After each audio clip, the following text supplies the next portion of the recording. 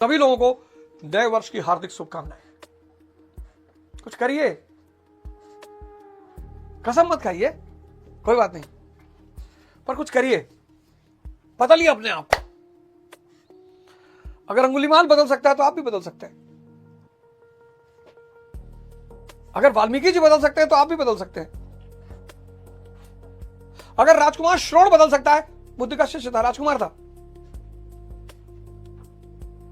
अगर खलीफा इब्राहिम बदल सकता है तो आप भी बदल सकते हैं। 2026 आपका साल है। हालांकि बहुत लोग कह रहे हैं प्रलय आने वाली है, ये हो जाएगा, वो हो जाएगा। कुछ नहीं होगा, और होगा तो सबके लिए होगा, कोई टेंशन की बात नहीं है। डायनासोर मरे थे, जब प्रलय आया था डायनासोर मरे तो सब मर गए।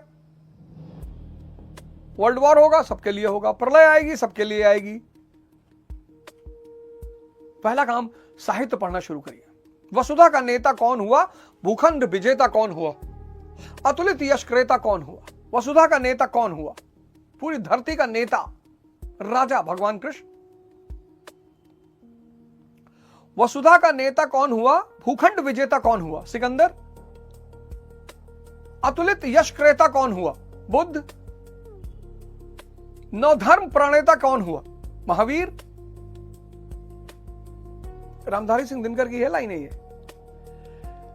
फिर कवि खुद ही जवाब दे रहा है, जिसने न कभी आराम किया, विघ्नों में रहकर काम किया।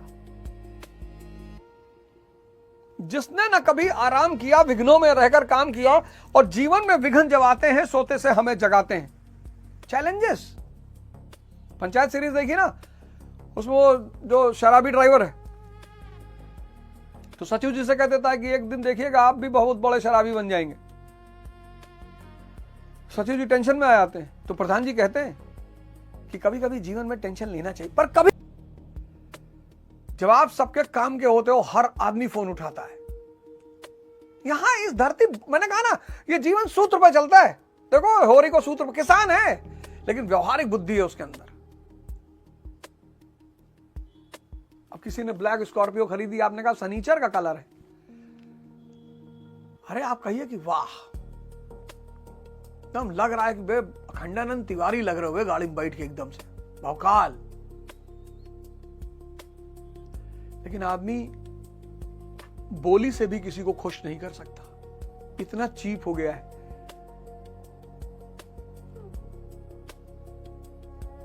फिर स्त्री से कि हमारी स्त्री कहती कि तुम्हारे जैसा मर्द नहीं देखा। और फिर नेसेसिटी, किसी के करीब जाने का सबसे प्यारा सूत्र R = I, रिलेशन = इंटरेस्ट। किसी से संबंध जोड़ना, उसका इंटरेस्ट पता कर लो, उसके इंटरेस्ट की पूर्ति कर दो, वो तुम्हारे करीब आ जाएगा। कल बड़ी पार्टी होगी, ऐसा लगे जैसे भारत चीन से तिब्बत छीन लिया है। और भैया कल तो पटाखा शायद नहीं जलाओगे, क्योंकि न्यू ईयर तो हमारे धर्म का हिस्सा है नहीं। ऐसे पूछ रहा हूं जानकारी के लिए। दिल्ली वैसे ही जहर से भरी पड़ी है, तो हमारा तो न्यू ईयर भाई है ही नहीं। बहुत लोग कहेंगे ना कि भैया हमारा तो न्यू ईयर नहीं, हमारा तो न्यू ईयर आगे आएगा। और कहीं ध्रुव राठी मना कर देगा तब तो जरूर दो। भैया ध्रुव राठी से एक अपील है कि तुम मत मना करना यार कि न्यू ईयर पे पटाखा ना दगाना। तुम जैसे मना कर दोगे वैसे 50 लाख लोग तुरंत एक्टिव हो जाएंगे, भैया हम तो दगाएंगे। तो ध्रुव राठी से मेरी अपील है कि तुम यार ऐसा कह दो कि सब लोग पटाखा दगाएं, खुशी मनाएं। इतना मेरे कहने पर एक हल्की सी क्लिप बना के डाल दो।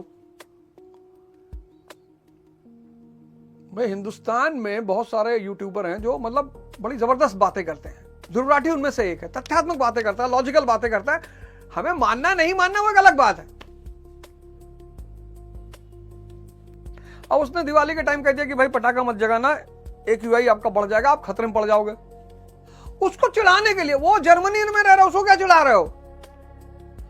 अगर वो पटेल नगर में रहता, कृष्णा नगर में रहता, लक्ष्मी नगर में रहता, पटपटगंज में रहता, करोल बाग में रहता, तब चिढ़ाते तो समझ में भी आता। वो जर्मनी में रह रहा है, 24 AQI है उसका। ये देश चिढ़ाने के चक्कर में मरा जा रहा है। विवेक से काम लीजिए, रुकिए, थमिए। न्यू ईयर आएगा, बहुत लोग आपको बुलाएंगे, पार्टी होगी, हम दारू पिएंगे, हम उससे इनकार नहीं करेंगे। और भयंकर पिए बाल्टी में। हमने छोटे मोटे काम तो किए ही नहीं। आप मत करिए। आपके पास एक बहुत श्रेष्ठ रास्ता है। हमें नहीं पता था, हमें उस वक्त नहीं पता था। मैं तो आपको बता रहा हूं ना, इस नए साल को एक जीवन का एक नया जन्म द्विज। 1 तारीख को सुबह उठिए, मां बाप का चरण स्पर्श करिए, बुजुर्गों का चरण स्पर्श करिए। दल चटाई मत करिएगा, दल चटाई मत करिएगा। मां बाप जो आपके बुजुर्ग हैं, 200-400 रुपया अपनी क्षमता अनुसार दान कर दीजिए। और 2026 में अपने को एक नया जन्म दीजिए, एक नए युग की शुरुआत करिए। और मैं आपके साथ खड़ा रहूंगा। टेंशन मत लीजिए, घबराइए मत। आप में से कितने लोग हैं जो सिगरेट छोड़ना चाहते हो? अभी 31 दिसंबर को बहुत लोग कसम खाओगे।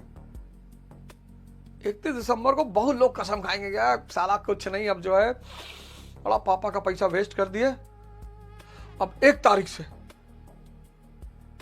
कोई स्त्री की तरफ नहीं देखना, नशा नहीं करना, ये नहीं करना, वो नहीं करना। और 1 बजे 1 तारीख से फिर शुरू हो जाओगे। क्योंकि तुम्हारा मन जो माया का लंबरदार है, तुम उसके अधीन हो।